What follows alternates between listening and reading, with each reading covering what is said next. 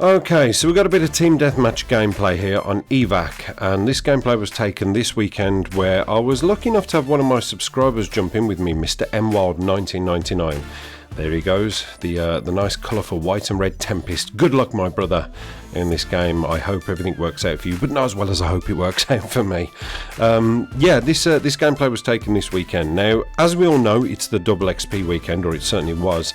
And oh god, thank goodness it's over. Do you know what? Double XP, double weapon XP, double crypto keys, which I actually quite like, but you know, double crypto keys and things like that. Whenever they throw this in the mix on a weekend, it always makes it so unplayable in a lot of respects. And you know, I always discuss this over Twitter whenever I'm having a rough time, and I sit and rant and shout and cry like a little baby, and people say, what do you expect? You know, what do you expect?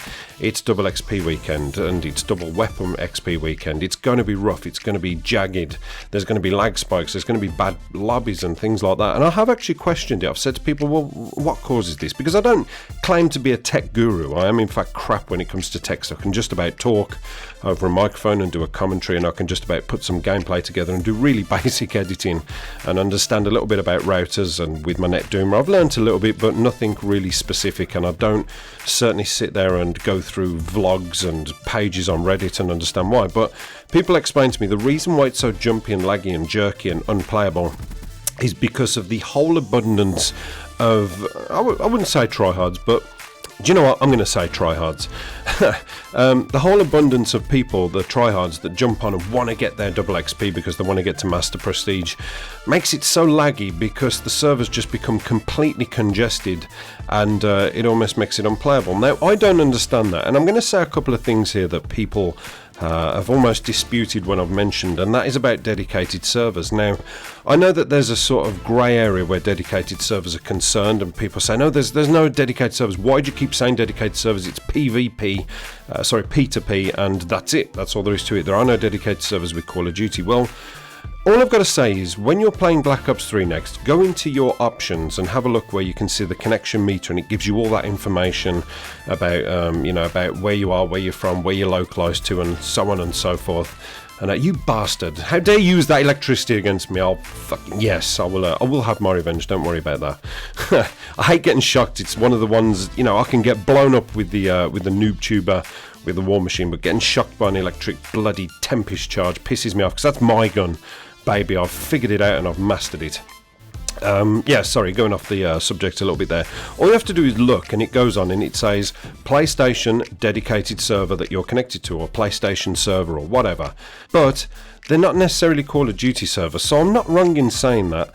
But it does show up also on the NetDoomer, and that's where I get most of my hard evidence from, because one of the great features of the NetDoomer that they bought in, which is, they sort of bought it in the last update, is that you can, when you're trying to find a localized game, you get obviously all these servers pop up, or all these players pop up.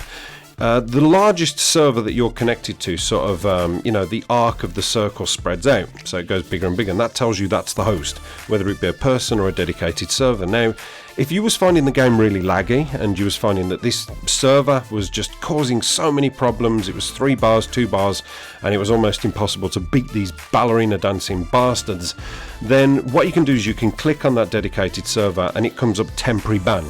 And you can temporarily ban that server for 5 minutes while you look for other servers with better connections, and so on and so forth. So you can't do that with actual humans. You can't do that with people who are the host. You can only do it with dedicated servers.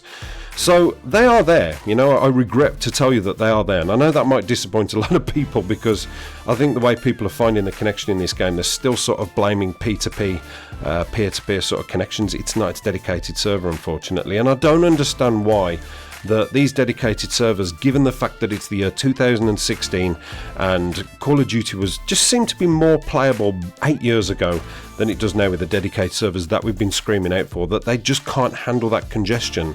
It's quite bizarre, really, and I think that the peer-to-peer connections, when you connect to a host, they seem to be so much more smoother. Your bullets seem to count, you don't get as many hit markers, you're not sponging. Look at this bastard trying to kill my sentry gun, leave it alone. Yeah, you know, the P2P connections seem to be so much more smoother than the dedicated servers themselves, and I don't understand why that would be. And more importantly, I don't understand how people can defend it. It's quite frustrating when you're trying to make a case as a YouTuber, because, you know, I've said before, the sort of larger your channel gets, the more exposure it gets. Activision and Vonderhaar and Treyarch, they must see your videos. They must look on YouTube. They must try and understand from a YouTuber's perspective and from a feedback perspective from subscribers and stuff where they're going wrong, and maybe have some thoughts about what they're going to do about it. But it frustrates me when you read people's comments and they just sort of turn around and they say things like, what do you expect? What do you expect that it's kicking out? What do you expect that the servers are so laggy? It's double XP weekend, you know, deal with it. And I know I always use these food references. Anybody think I'm like a 29 stone fat bloke? I'm not, you know, I'm not obsessed with food. But the reason I use food references and restaurant references when I talk about quality is because that's what they base themselves on. Restaurants and all those things base themselves on reputation and quality. And the one thing I'm going to say is, you imagine a massive food chain who, you know, during the week are quite sort of, they have regular customers. They're generally, they don't fill up, but they get a few people in and they do okay. And then it comes to the weekend where they get more people in, and, you know, they almost get a full house because they're giving a 2 for the price of 1, 2 meals for the price of 1. And, you know, generally during the week it's been acceptable, the food's been okay, but that 2 for 1 week, look at that double kill at the end, perfect. What a nice kill cam. See, the pressure's taken off now. It's like, whew, okay, as a YouTuber I can breathe because that subscriber saw me do a half decent kill cam and I end up 23 for 1. I know I went a little bit campy, but yeah, whatever. Going off the subject there, yeah, imagine the 2 for 1 weekend where everybody gets 2 meals for the price of 1, and the quality of food completely goes downhill. People are getting sick, people are getting ill. Would everybody make excuses for that and say, well, what do you expect? You went into the restaurant when it was bloody 2 for the price of 1.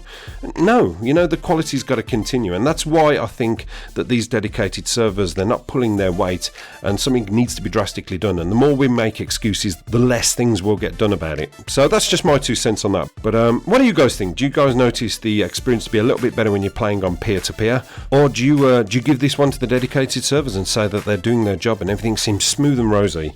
Because if you do, God, where do you live? Tell me, please. I need to move to your area desperately. Thanks for watching, guys. Much love. Apocalypse done.